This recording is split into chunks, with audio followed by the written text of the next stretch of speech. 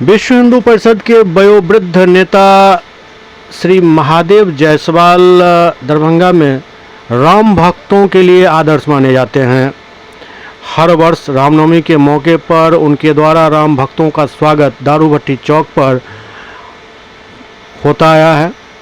अब चूँकि वो काफ़ी बुजुर्ग हो चुके हैं और उम्र जनित बीमारियों के शिकार हैं, इसलिए अब उनके पुत्र मनीष जायसवाल उनके इस कृत्य को लगातार आगे बढ़ा रहे हैं और इस बार भी उन्होंने दारू भट्टी चौक पर राम भक्तों का स्वागत उसी उल्लास और उमंग के साथ किया जैसे उनके पिता करते रहे हैं।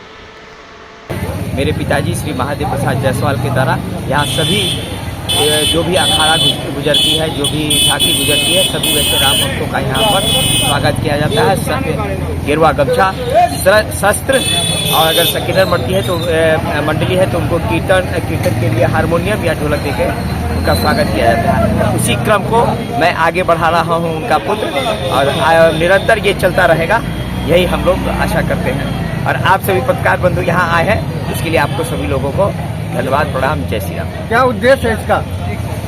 खड़ा है कि वो निकलते रहे, उनमें जो उत्साह है, उनमें जो जोश है वो बरकरार रहे।